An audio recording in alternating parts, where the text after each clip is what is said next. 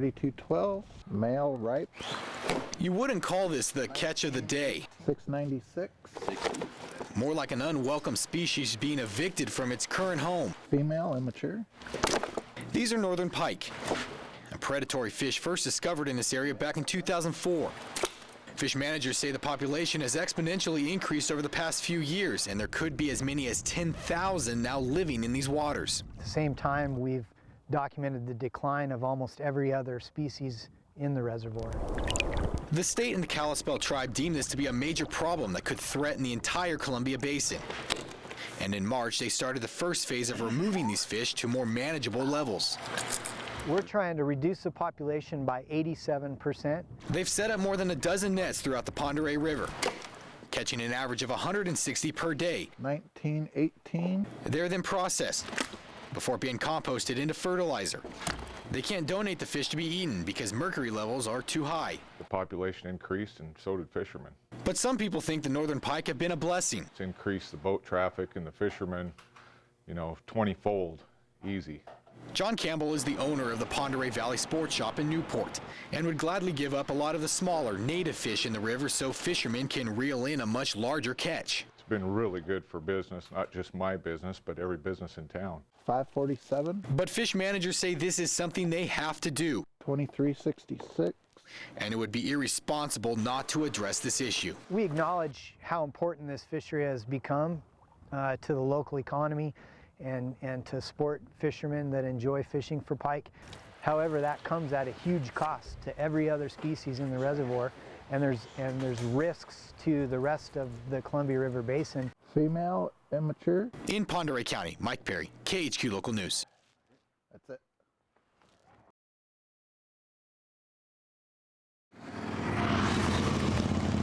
In this remote area of Stevens County, nature is beautiful, except for today, when one of nature's creatures saw its ugly side.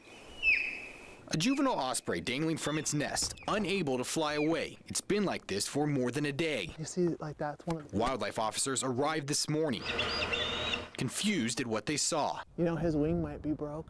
It's like baling string. And then he probably landed in the nest and then came down, and that's why he's stuck.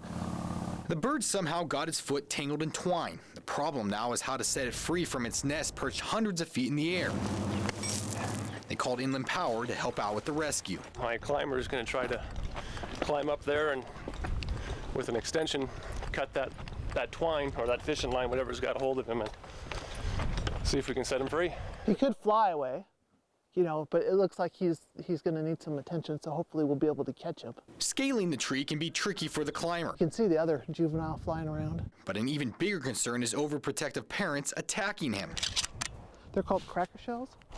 This is going to make noise to keep the parents kind of away from the nest while the climber's trying to help the juvenile bird. But it never came to that point. That's crazy. As they were getting ready down below, a strong wind knocked the bird loose, falling to a much lower part of the tree. As he was dropping, he grabbed that branch, and that's where he's resting right now. Making this a much more manageable rescue. Easy. Perfect. That couldn't have gone any better. Wrapped him up, and we'll take him to a rehabber to have him checked out. I saw it fall. It was scary. It was the best outcome. Nobody had to risk an injury or anything, and it was good for the bird because he came out of the tree, slowly and gently, so, no further injury. In Stevens County, Mike Perry, KHQ Local News.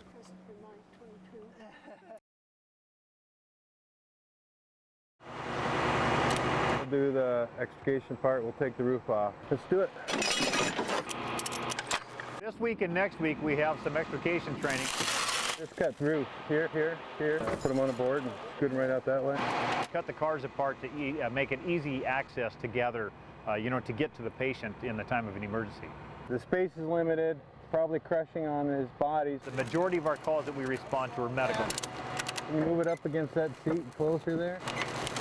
Accidents that we go on like this are a small percentage of that. If we don't have the training we need, that's going against the patient. Where we can gain some space. Time is of essence with these patients. The quicker we access that patient, get them sent to the hospital, they have a better chance of survival. All right, we're going in. Okay, hold it up. With the training that we do here, we're able to train more efficiently and professionally, stabilize that patient, get them to the hospital for the care that they're going to need.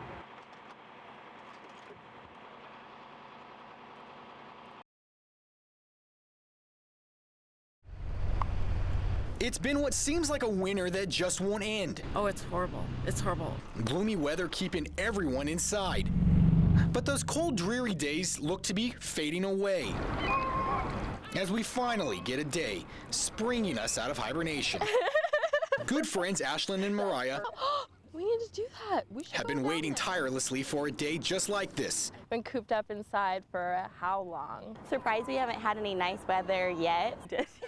The two girls made the most of their morning here at Lake Coeur d'Alene The lake is beautiful when it's nice out. before heading off to work later this afternoon. It is so nice out. It's warm and the sun is just trying to peek out a little bit. Just a few feet away, Toe, heel, cha-cha-cha. Michaela and her friends have found an unusual stage. And I told my roommate that every stop that we would make while longboarding, I'd teach her how to line dance. A performance these girls couldn't ask for a better setting. It's beautiful. So nice that it's hot out. So deep. And what would a sunny day on the beach be How deep do we want to get it? if some kids weren't trying to dig their way to China? Nathaniel and Caleb are on spring break, visiting from their homes near Seattle, finding treasures only a kid could appreciate. We found that buried in the sand. And they too couldn't be more grateful for the changing season. You can do more things in the sun than in the rain. It's only a matter of time before these beaches are filled for the summer. Oh my gosh, do you have rollerblades? And those here today are just getting a glimpse of even better days to come. I think this is like one of the best views in Coeur d'Alene. I mean, it doesn't get any better than this. In Coeur d'Alene, Mike Perry, KHQ Local News.